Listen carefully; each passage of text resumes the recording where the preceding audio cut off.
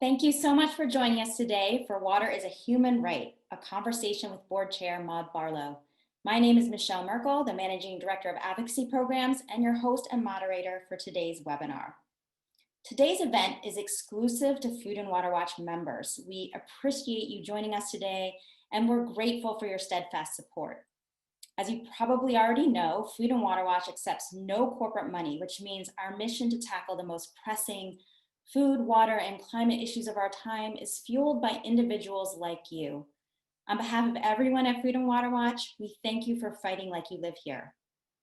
In just a moment, I'll turn the conversation over to Maude Barlow, our board chair, and Mary Grant, our Public Water for All campaign director, who will cover why access to water is so important, what the global and national landscape looks like for water justice, and our strategies for ensuring that nobody loses water service, especially during the pandemic. You're then going to have an opportunity to ask our panelists questions, and we're very grateful for those of you who submitted questions ahead of time with your registration form. But if you didn't get a chance to do that, no worries. You can do so anytime during this program by clicking the Q&A button at the bottom of your screen. So you can do that anytime starting now. We'll do our best to answer as many questions as time allows. But before we get started, let me tell you a little bit about our speakers. Maude Barlow is a Canadian activist and author. She chairs our board at Food and Water Watch and Ottawa-based Blue Planet Project. Maude co-founded the Council of Canadians and chaired its board for over 3 decades. She has served on the International Executive Committee of the Global Alliance for Rights of Nature and is a counselor with the Hamburg-based World Future Council. Maude is also the Chancellor of Brescia University College in London, Ontario. Maude is the recipient of many, many awards and 14 honorary doctorates. And if that isn't enough, she also served in 2008-2009 as Senior Advisor on Water to the 63rd President of the United Nations General Assembly. And she was a leader in the campaign to have water recognized as a human right by the UN, something she is going to talk about today. She's also the author of dozens of reports as well as 19 books, including her latest, Whose Water Is It Anyway? Taking Water Protection into Public Hands. And after we hear from Maude, we're then going to hear from Mary Grant, who is the Public Water for All campaign director for Food and Water Watch. For the last 5 years, Mary has worked with our organizers on campaigns to support universal access to safe water in the United States. Prior to becoming campaign director, she was a researcher for Food and Water Watch for 7 years. Mary is really prolific. She's been published in multiple media outlets, including the New York Times, the Washington Post, CNN, and many others.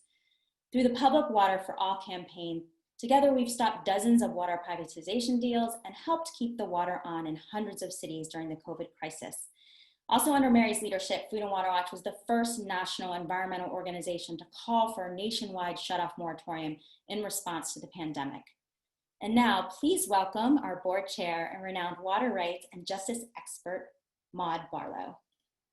Well, thank you, Michele, and thank you, everyone, and it's delightful to be here with you and Mary and everybody out there. We're all finding new ways to talk to each other in these times of COVID, but this is just terrific, and thank you. I want to start off by reminding us that it's the 15th anniversary this year of Food and Water Watch, and many, many more years to come, because this is an incredible organization doing incredible work. So I just want to talk a little bit about the global water crisis, and Mary will talk about what's happening in the United States. But I think I want to start off by reminding us that it is arguably the worst environmental crisis of our time, or human rights crisis of our time. It's the lack of access to clean water and sanitation around the world. Every year, over 2 million children die because they don't have access or their parents can't afford access to sanitation. They're drinking or ingesting somehow dirty water. So it's a very, very serious issue. And it's been made more obvious as COVID's come along, as we've all been told to wash your hands and with warm water and keep your environment clean. The United Nations just put out a statement saying that almost a half of the global population cannot do that. They don't have a place to wash their hands with warm water and soap, if you can imagine. So it's really been, in a way, maybe a bit of a silver lining to the coronavirus is going to be the spotlight that it's put on this terrible reality, because a number of countries and aid agencies are saying we can't fight COVID if we don't are not able to fight the lack of access to sanitation. So we started building a coalition, a campaign coalition, global water justice campaign years ago, because we didn't want water to be seen as just a need to be looked after by charity. We wanted it understood that it was a human right, and it wasn't included in the 1948 Declaration of Human Rights because it wasn't an issue then. But it was becoming increasingly evident over the last few decades that this was a huge issue in the global south. But let me tell you, there are lots of issues in the global north with migrants and homeless people and poverty and so on. And so we formed this campaign, and Food and Water Watch was right there with Winona Howder and all the staff, really, really part of it and very much a leader in this. And 10 years ago, just this past July, so we just had our 10th anniversary, the United Nations General Assembly adopted a resolution recognizing that water and sanitation are fundamental human rights. And that may say, you may say, oh, that's just a motherhood. Of course it's a human right, water. How could anybody say it isn't? Let me tell you, all sorts of powerful governments of the day, including your government, my government in Canada, the World Bank were opposed, the big water companies, the big food companies. They wanted water to be seen as a commodity to be put on the open market for profit. And so it was really an important battle. And I believe that we took an evolutionary step forward the day that we collectively said water is a human right and no one should have to watch their child die of waterborne disease because they can't afford water. So there have been real changes such as over four dozen countries have actually adopted new legislation or amended their constitution to recognize the human right to water. And many legal cases are referring still to the adoption of this right to water. So it's been an incredibly important issue. But we're in a race against time. We're up against what I call the perfect storm. We have destruction of water systems itself through pollution and over-extraction and mismanagement of water, over-extraction of groundwater. We're a planet running out of clean, accessible water. So we're in a race against that. Then we have growing inequality and poverty. So those with money have all the access to water they want for their swimming pools and lawns and so on, golf courses, but increasingly poor people don't, in spite of the UN resolution. And then we have rising water rates everywhere in the world, often because of water privatization. So this perfect storm that we're facing really has to address and address quickly this human right to water. But we are doing wonderful work around the world. Food and Water Watch has been in a leadership position against the privatization of water, fighting to say that we have to have what's called public trust. It is very important that communities and people and their local elected governments are in charge of water policy, not private for-profit companies, because private for-profit companies have to put the search for profit ahead of the rights of the people or the rights or the needs of the environment. And let me tell you, many studies, including excellent studies from Food and Water Watch, tell us very, very clearly that in fact it's so clear that privately delivered water services cost more, they cut corners, they don't deliver the same quality of water, and so on. We've also been in a fight against bottled water, where there is clean, safe, accessible water coming out of our taps. We're saying, do away with the bottle, that we're drowning in plastics. We know now that our oceans are filled with them, our lakes are filled with them. We have to shift away, and this has been another huge campaign around the world for Food and Water Watch. And we've recently launched something that we started in Canada and has moved to Europe, but is now launched in the United States, called Blue Communities, where a municipality pledges to protect water as a human right. That'll mean different things in different places.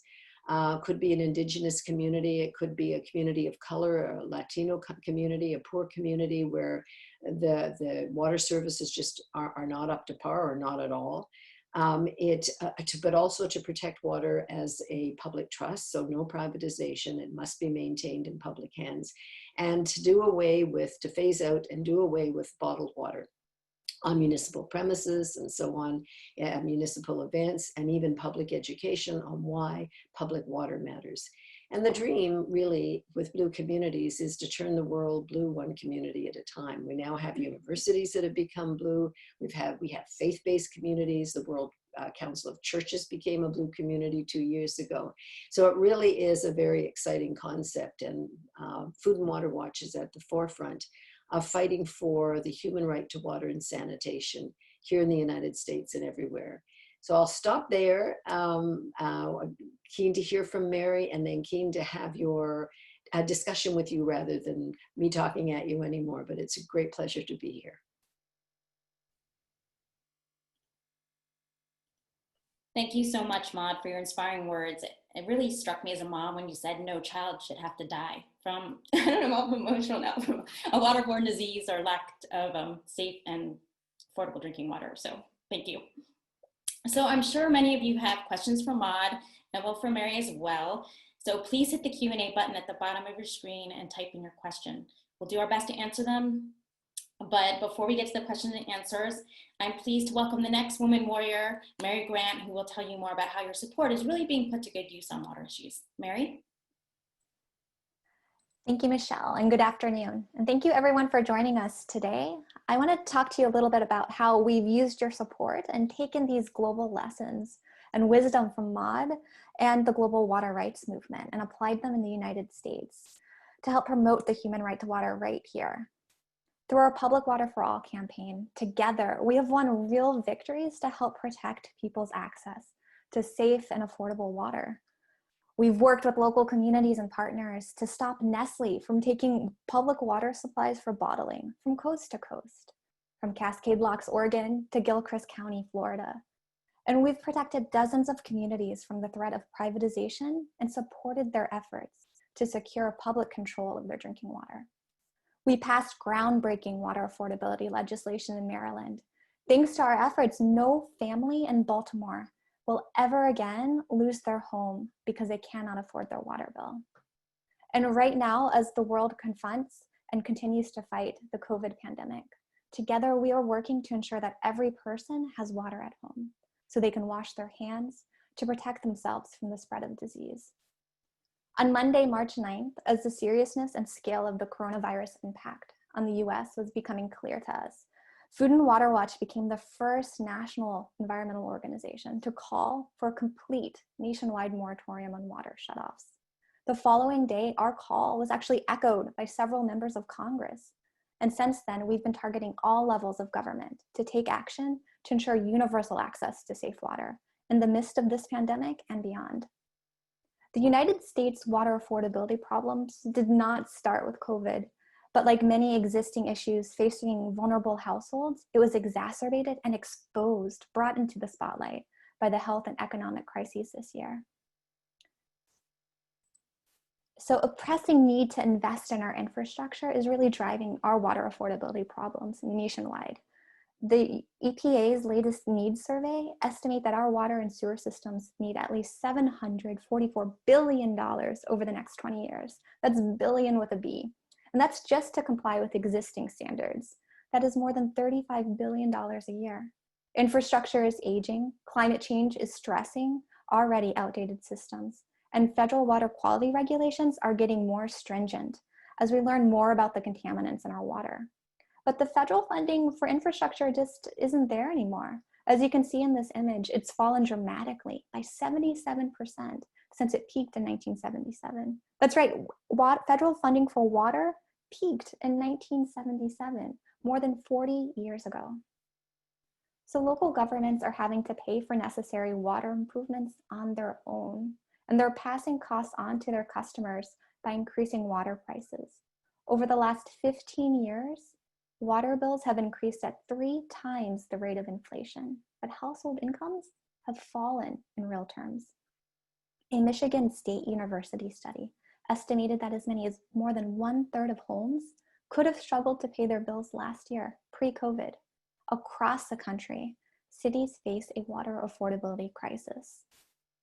And what happens when people can't afford their water bills? Usually it means their utility shuts off their service. Thanks to your support, Food and Water Watch was able to conduct the first nationwide survey of water shutoffs. It's one of a kind. After surveying the 2 largest utilities in each state, we estimated that 15 million Americans experienced a water shutoff in 2016, a typical year. Water shutoffs pose real threats to human health beyond COVID, and it goes beyond drinking water. Without water, you can't flush toilets or bathe. Imagine a senior living in a home with unflushed toilets. Imagine new parents being unable to wash their hands after changing a dirty diaper. This survey has really helped inform the national conversation, as well as our organizing efforts. In fact, in March, right away, we began asking cities with the most water shutoffs, as assessed by our survey, to put a moratorium in place during the pandemic. And we were successful. In less than 2 weeks, the top 10 cities all suspended shutoffs. So then we shifted to governors, asking them to step up to suspend shutoffs statewide. We had early successes in New Jersey, where we pressured the governor to take a bolder stance and ensure that every community was protected from shutoffs. Then governors of California and Washington state took action. In June, New York State legislature passed a law to suspend disconnections during the state of emergency. By June, more than 700 local and state moratoria were in place, protecting 2/3 of the country from water shutoffs. This was an amazing testament to all the work that we have done together. But now we're months into the crisis, and more than 150 local and state moratoria have expired. Thousands of people are again losing water service, particularly in the South, Florida, Georgia, Tennessee, Texas. As of yesterday, September 1st, 57 million people lost protection from water shutoffs. 53% of the country is not protected and could experience a water shutoff. This is dangerous. That's why we've been focusing right now on passing a nationwide moratorium in the next COVID relief bill. We have done the groundwork and we've gotten to a really good place for when Congress returns next week. We have organized, driven hundreds of calls into offices, and successfully convinced Democratic leadership to make water a priority during relief talks. Both Speaker of the House, Nancy Pelosi, and Senate Minority Leader Chuck Schumer have prioritized a national water shutoff moratorium for the next COVID relief bill. In fact, Senator Schumer has co-sponsored legislation called Emergency Water is a Human Right Act. And he even did a video for our No Shutoffs Coalition, urging his fellow senators to support this legislation to pass a national shutoff moratorium. So now I want to take a minute so that we can hear a clip from that video with Senator Schumer about why this is so important. So depending on your internet connection, the quality of the video may vary, but let's listen to it now. Hi, everyone. This is Senator Chuck Schumer, and today I'm joining with the No Shutoffs Coalition, the Poor People's Campaign, and the Real News Network to talk about the terrible ways that COVID-19 has made it so hard for so many Americans to afford the rising cost of utilities. Today, unfortunately, up to 30 million Americans are out of work because of this horrible pandemic. The services can mean a huge difference between staying healthy and getting sick during the pandemic. Without water, you can't do the laundry, the dishes, take a shower. You can't even do simple things like wash your hands, which is one of the most important things and protections we have against this crisis. During the summer, no power means no air conditioning. And with school coming back, no broadband means seeing so many kids fall behind even further in classes when the classes are virtual, as many are. So these are problems that too many Americans have to deal with every day, and so many of them are from communities of color. That's why I'm strongly for S 4362, Senator Merkel's bill, which doesn't allow the shutoff of all of these vital utilities. I'm confident we can win this fight if we all work together to lift voices of those Americans who are personally affected. We need to pass this immediate relief package with a nationwide shutoff moratorium to protect people right now. And in the long term, we are going to keep building the political will to pass the Water Act, the Water Affordability, Transparency, Equity, and Reliability Act, to restore that federal government commitment to safe and clean water.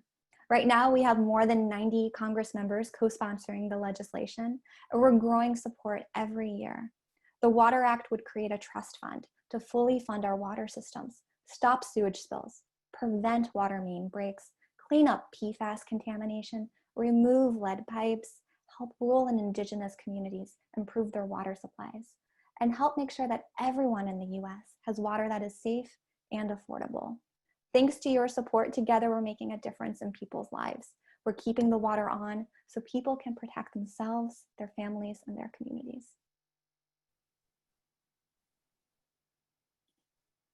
Mary, thank you so much for sharing. And I'd like to reiterate what Mary just said.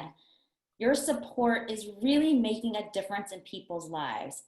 In fact, it's saving lives by keeping the water on so people can protect themselves and their families and communities.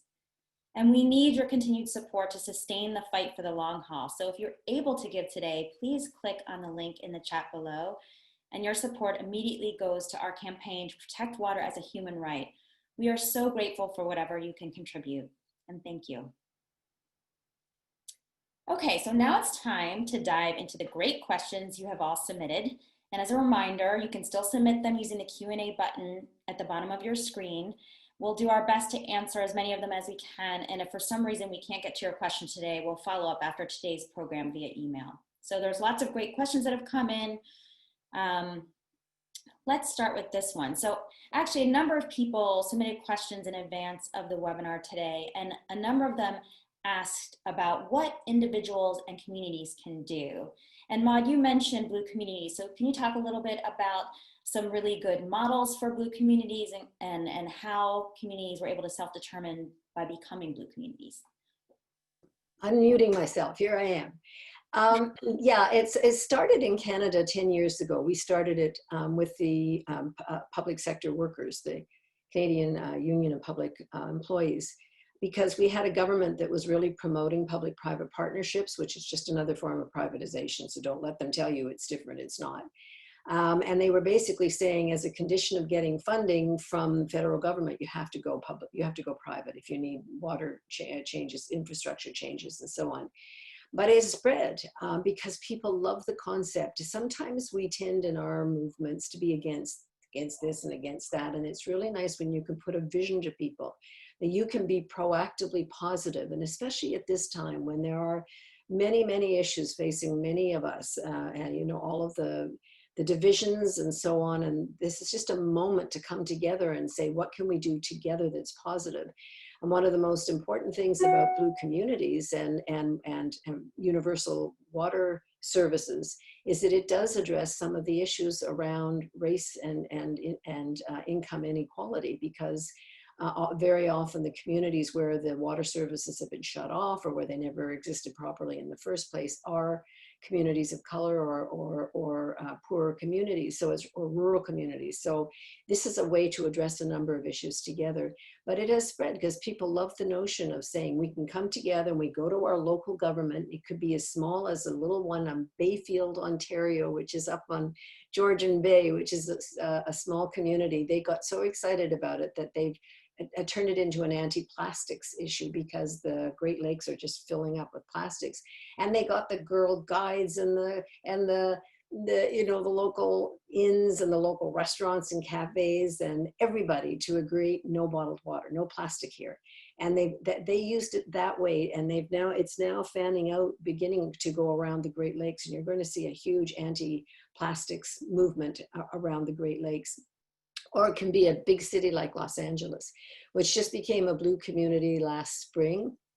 I was there, I was very excited, and it was amazing when the mayor got up and said, not only are we totally committed to this, but why do we have bottled water at the LAX, the Los Angeles airport? And he gave numbers, which is just stunning, about the number of plastic bottled water, bottles of water that are sold there, when coming out of the taps is beautiful, clean water that we've all paid for through our taxes to make sure it's that quality.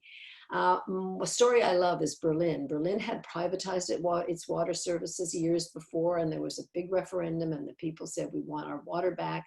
They had to buy it back. They had to pay the company off. There was a lot of anger about it. And then they said, we're not going to go through that again. We're going to become a Blue community. So they became a blue community. Berlin became one of the, I think, 5 cities now in Germany that have taken this pledge to promote water. And then they said, okay, but water coming out of the taps here is either free if you're in public space or very inexpensive in your home. So what does it matter? Well, they have parks full of migrants. They have areas where it's dangerous to be at night. And they said, our commitment to clean water is also to sanitation. So they have launched a program where they have waterless toilets. And so that people have the decency and the and dignity of privacy of your own sanitation area.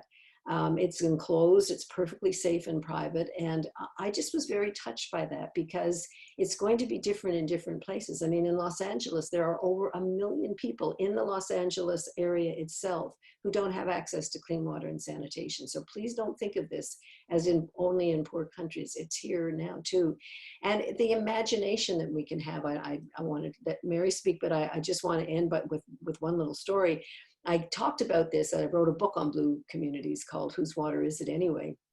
And I was at one event and this woman came up to me after and she said, I've become a blue community. And so I always think of it as municipalities or whatever, universities. And I said, how so? She said, well, first of all, I didn't know any of this. So like, I'm just going to set out on a path to learn, right? How could it be that people can't afford water? Like, how can that be? And that she said, so I'm going to stop drinking bottled water. I always drink bottled water. That's gone and it's gone in my family. So there's my commitment. I'm going to learn about privatization. I'm going to watch what happens in my local municipality. But she said, I'm going to learn about what this means and why I didn't know about it and what I can do. And I'm going to become my own personal blue community. So I sort of thought that day, well, I've got this dream of turning the world blue one community at a time, you know, and maybe even one person at a time. So it is a positive vision that we can do things. And particularly for young people, I worry about the statements about, you know, we've only got 10 years left or whatever. I got 4 gorgeous grandkids. I don't want them to feel there's nothing they can do. There's everything we can do collectively. We made the problems that we have in this world and we can fix them, but we have to do it following certain fundamental principles. And Food and Water Watch embodies those principles, and they're very important. Thank you so much, Maude. In addition to that question, there were also a number of questions about water and fracking. So for example, Anita from Fort Dallas, Texas asked, can you address the damage to our water from fracking? Mary, do you want to take that one since Food and Water Watch does a lot of fracking work? Sure. Well, thank you, Anita. That's a great question. One of the most notorious public health risks associated with fracking is its direct impact on drinking water. Since the fracking boom began, drinking water contamination has been seen across the country.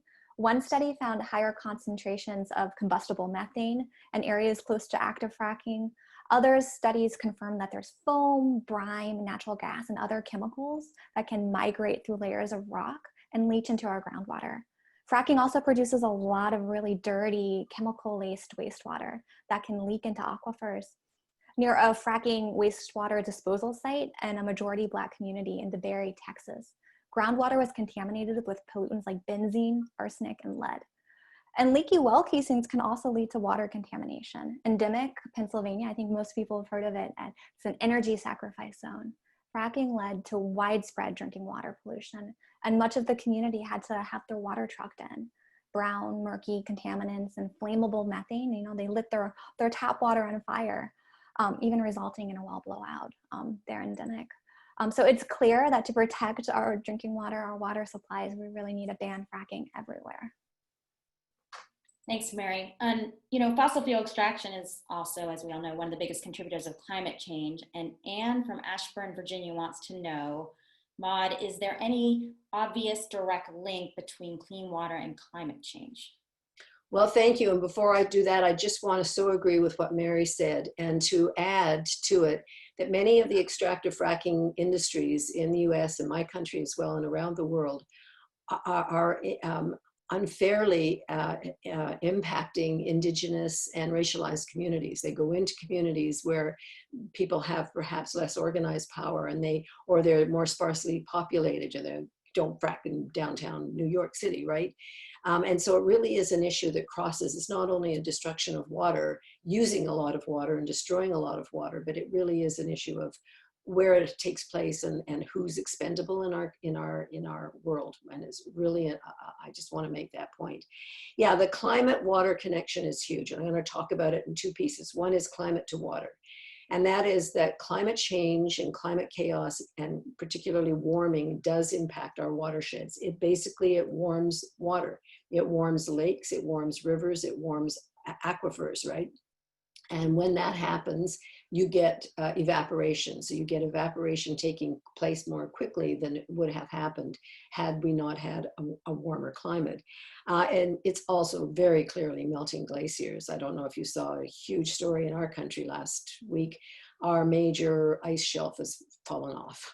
I mean, just something like 3 times the size of Manhattan or something. It's just absolutely enormous. And of course, that creates, that adds to the rising of the oceans, and of course creates terrible situation with a habitat for the wildlife that needs the ice. But people tend to think of it as climate impacts water, and they often roll water into the climate question. And if you take care of the climate problem, and everything will be fine with water. And I'm here to tell you that's not true. We could stop every greenhouse gas emission in the world tomorrow, and let's please do that. I'm not arguing against that, but you'd still have a water crisis. We are still depleting and polluting and over extracting our water. We're damming our rivers to death. We are dumping chemicals and terrible things into our water that in some ways have nothing to do with climate change as we've understood it. And we need to understand that. That is very important. Also, when you take water or vegetation from an ecosystem, from a hydrologic cycle, and we think of the hydrologic cycle as one big thing around the world, but of course all of the local hydrologic cycles are here. When you remove water or vegetation from a local hydrologic cycle, you warm the local area. That's why they call cities heat islands. And we know that we're getting desertification in over 100 countries, not always connected to climate change as in greenhouse gas emissions, but as in the destruction of water. So if you don't have water, the desert expands. Very important. During the dirty 30s, the terrible crisis of the 30s, in all North America, through all the prairie areas, when there was so much devastation and the crops were destroyed, they knew then that part of the big problem was that they had taken down those prairie grasses too fast, right? And so the soil all dried up and the topsoil blew away. And they thought, for decades, and coincidentally, there was this terrible drought. Turns out, what scientists have learned recently is that the drought was caused by the taking down of the prairie grass. So if the clouds form and the rain comes and it doesn't have anything green, it's called transpiration.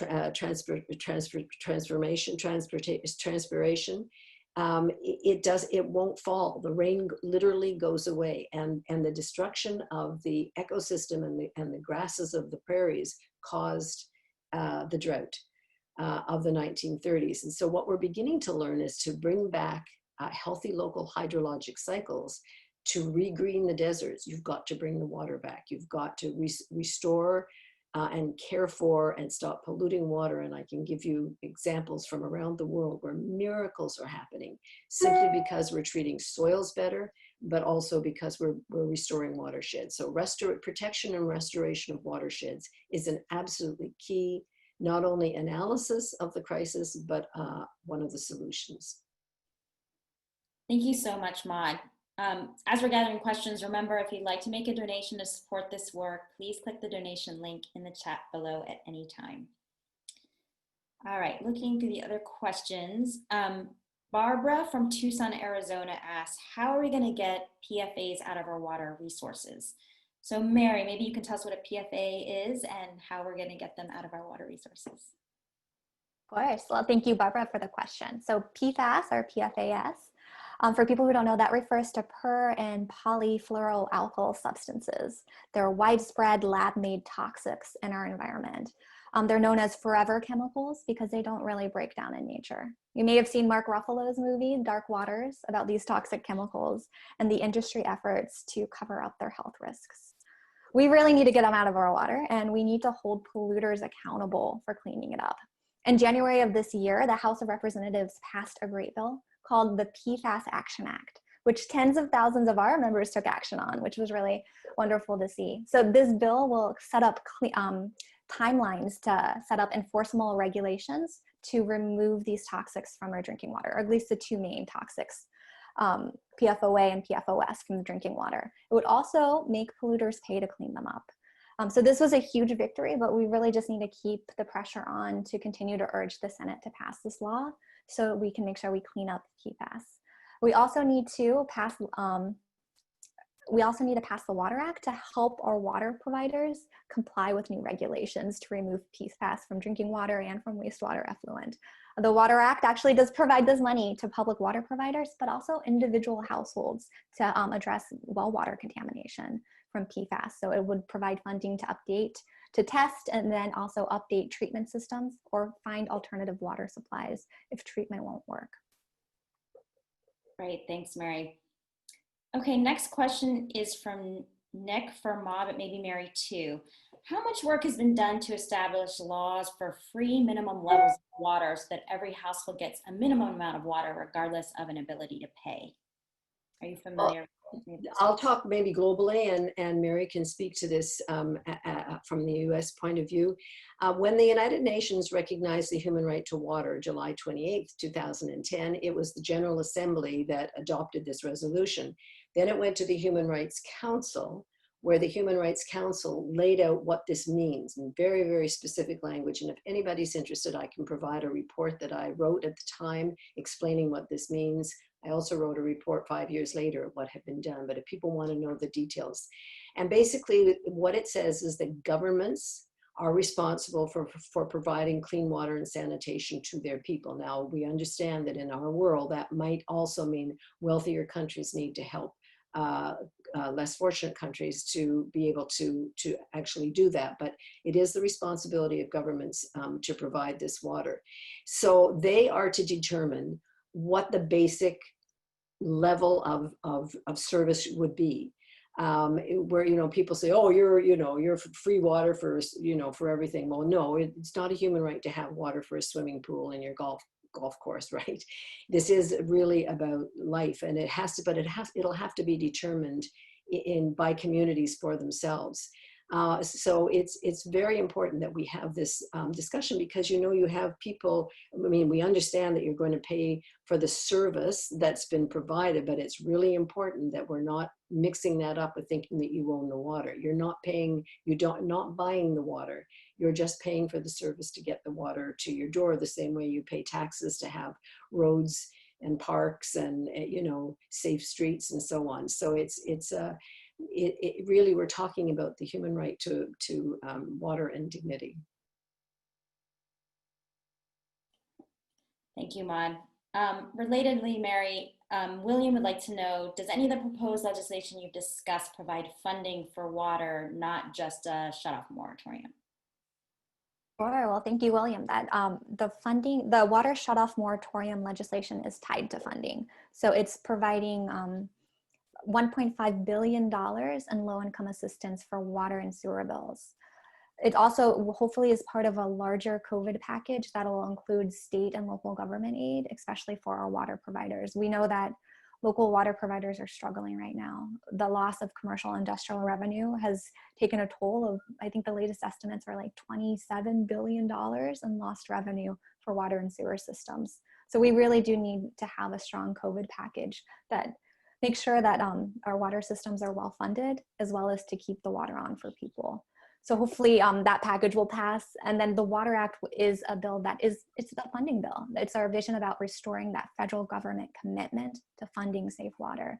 It would provide $35 billion as a trust fund, like appropriated without further appropriations, just right to the local governments and states to allocate to fully fund our water and sewer systems across the country. So our vision is to have the federal government step up to really fund our water infrastructure needs, restore their commitment to funding our water infrastructure, and making sure that water is safe for everyone. Thank you so much, Mary. And Maude, this is a question for you from Karen. How do we get this message to children and young people? How can we spread the word in elementary schools, high schools, and colleges to create awareness and appeal for activism? Well, thank you, Karen. That's one of my favorite questions. We said we really need to get to young people, both for the information, but just to make them hopeful. And as I said earlier, not to say, you know, it's all terrible and I don't know what you can do about it. You too can take action. I'll just tell you one example, and it just got stopped by COVID, but we'll restart it. One of my grandkids goes to a public school, an elementary school here in Ottawa, Canada. All of the kids have gone there, but the others are a little older now and have graduated. But one of the teachers heard me speaking about Blue communities, and at the time we were thinking about education institutions being universities and colleges. It never occurred to me that high schools and elementary schools could be. She came up and said, I want to make Hopewell Avenue School in Ottawa a Blue community. So we got started, and I came in and I spoke to the kids. They're grade kindergarten to grade 8, so they had them in 2 batches. The little ones all came in holding a rope. Oh my God, they were just so adorable. I just wanted to, you know, just hold them all and keep them in that beautiful safe space. And this is pre-COVID. So we had all the kids together, and then the older kids, but they had been primed by their teachers to ask these incredible questions. They were so smart and so savvy and so intense and so caring. And they had been given information on, you know, the water crisis in the global south and what that feels like. It was absolutely wonderful. Anyway, they came up with the plan, and we were just all ready to implement it when COVID came along, but we will. But they came up with the design. The kids themselves came up with the design for Hopewell as a public school. Or becoming a Blue community. They were going to go out to the local businesses in the area and the local homes and knock on doors with teachers there, of course, to be safe, and have people put decals up saying that, you know, I support Hopewell as a Blue community, or I support the right to water, whatever. And they wanted to go to other schools in the elementary system. They were they were taking classes on speaking and debating and how to, you know, how to explain this to others. So I just want to, I would like to be positive, because I think we're in a time when we really need a lot of hope. And, you know, when this crisis, you know, is in decline, and it will, that this too shall pass, we need to think about what we can do. And the education around the water part of the climate crisis is incredibly important, and in my opinion is missing in the climate analysis and the climate dialogue. And we really need to pull that forward and reach every child in America, every child everywhere. So thank you for that great question. Thank you, Maude. So I want to be respectful of everyone's time. We'll have one last question, but again, if we didn't get to your question today, we'll follow up with you via email. So Mary, let's see, there's so many good ones. This is a question from Nancy. Do you support public-private partnerships where a public agency contracts with a private company to manage the water systems? And Maude, I think you probably want to answer that too. Well, thank you, Nancy, for the question. So when we talk about privatization, it can run a whole gambit of forms. It can take many different forms, from full asset ownership to these public-private partnerships. So public-private partnerships are a language that the industry uses to try to make it sound friendlier when they take over public provision of services. So public-private partnerships involve transferring control of management or operation of an essential utility, your water service, your wastewater service, to a for-profit company. Veolia, Suez are 2 of the largest corporations, water corporations in the world. They love this model of public-private partnerships where they don't make any investments in your water system, but they do seize control over the operation and management of the system. This can have a lot of impacts for communities. Typically with these privatization deals that involve the management or operation, but not the transfer of ownership, the issues that we see more often are around customer service, lost jobs and wages for the workers. It's about deteriorating customer service, getting the runaround when you call, like a 1-800 number, not being able to talk to anyone to get your bill addressed or to get service problems handled quickly. It also involves that loss of local control over your system. The contract, the privatization deal itself can really tie the hands of local government to address the issues that people have. If you want your local government to step up and be proactive about removing lead pipes or getting PFAS out of your water, these privatization contracts can tie their hands and really limit their ability to address that, because they might have to compensate the company more. So no, we don't support public-private partnerships, but we do like public-public partnerships. So where the public sector collaborates on a non-for-profit basis, peer-to-peer assistance, working together, collaborating to try to address some of our water issues. And can I just add that a number of the cities that became blue communities in Europe decided as a fourth condition that they would support public-public partnerships in their relationship with, some of them are twinned with a city in the global south, and they are aiding them in health and water provision. And they made a vow not to promote privatization, to go against the World Bank, as the World Bank is still largely promoting these P3s. So that's been a really important part of, and an additional part of the commitment. If they're saying, well, we don't just believe in the human right to water for our people, we believe in it for everyone. Why would we promote a public model here but a private model elsewhere? So it's really been a lovely byproduct of this Blue Communities project. Great, thank you both. So thanks to everyone for your fantastic questions. We're just about out of time. So I want to tell you again how grateful we are for your support. We can't thank you enough. You know that we must continue to fight for water as a human right. You understand how critical water is to keep our families and communities safe, especially during COVID. So please consider an additional donation today by clicking on the donation link in the chat below, or type in the link displayed on your screen. Your donation will go directly to keeping up the fight for water as a human right. I also want to thank Maude and Mary for joining us today. We are so grateful for your time and for sharing your incredible work with our supporters. It's an honor to be here with both of you. And to help Maude, Mary, and all of us at Food and Water Watch keep up the fight, please consider a donation today. We're so grateful for anything that you can give, and we look forward to seeing you all again soon. Thank you so much, and have a good evening.